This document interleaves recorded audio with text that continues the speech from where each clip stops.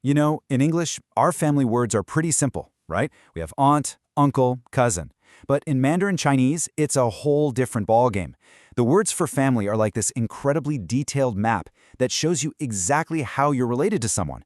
So today, we're going to go way beyond just mom and dad. We're diving into a system that tells you everything, a person's generation, their lineage, even which side of the family they're on. And all of this really gets you thinking, which brings us to the big question for today. How does our language actually shape how we see family?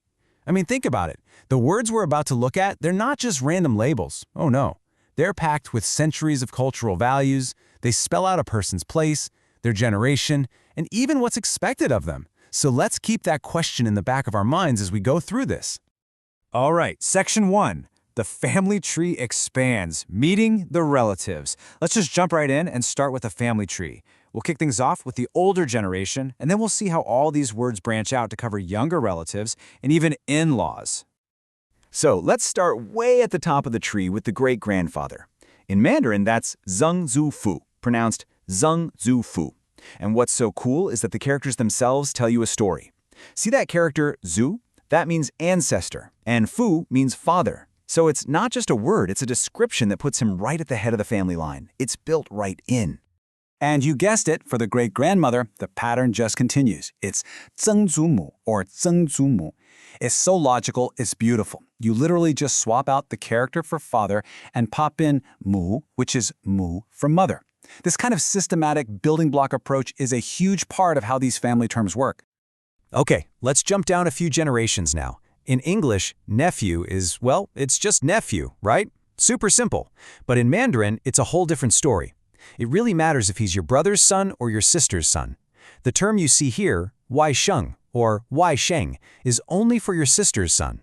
And get this, the character wai actually means outside. This points to the relationship being through a female relative who traditionally would marry out of her birth family. Your brother's son, he gets a totally different name. And here we go. This is a perfect example of that pattern we were talking about. For a niece, again, from your sister's side, you just add one character. You take Wei Sheng and add Nu, which means female, and boom, you get Wai Sheng Nu, Wai Sheng Nu. It's such an elegant system, right? It just builds on itself, adding this whole new layer of information with just one tiny character. Okay, so we've covered some blood relatives. But what happens when you get married and join a whole new family?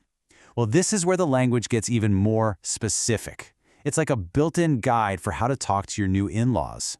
So let's just imagine that scenario for a second. When a wife is talking about her husband's father, she calls him gong gong or gong gong.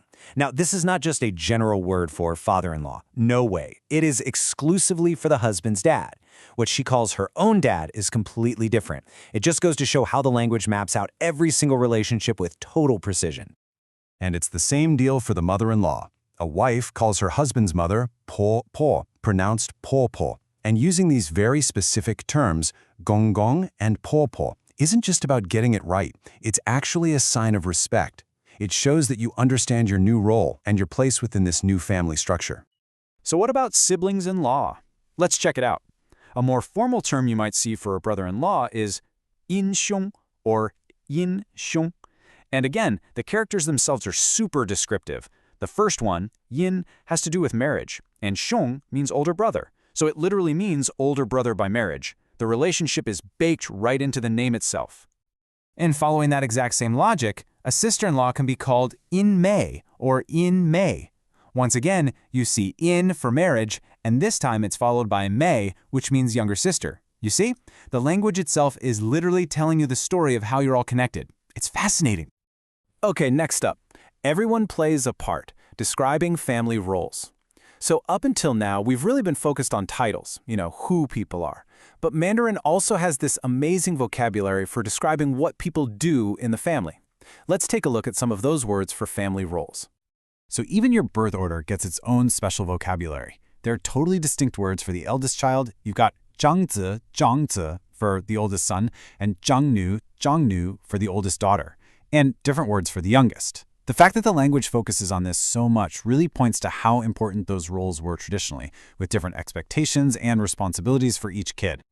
And the vocabulary also gets into these functional roles. For instance, the breadwinner is called 养家的人, 养家的人, which literally translates to the person who raises the family. How cool is that?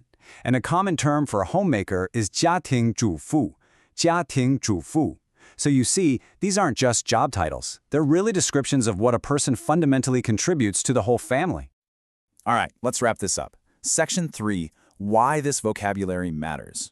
So we've seen all these super specific, sometimes kind of complicated terms. But let's bring it all home and circle back to that big question we started with. Why does any of this matter? What's the big deal? What does it all really tell us? So, what's the bottom line here? What should we take away from all this? Well, first off, it's pretty clear that this complex system is a direct reflection of cultural values, right? It puts a huge emphasis on things like family, hierarchy, and structure. Second, all that specificity isn't just for fun. It's there to highlight the relationships that are seen as most important. And finally, these words do so much more than just name someone.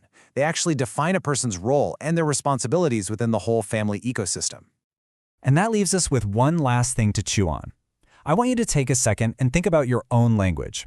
How do you say aunt? Is it the same for your mom's sister and your dad's sister? What about your older brother versus your younger one? So the real question is, what do the words for family in your language reveal about what your culture values? It's a pretty amazing way to look at ourselves, isn't it? Thanks so much for joining me.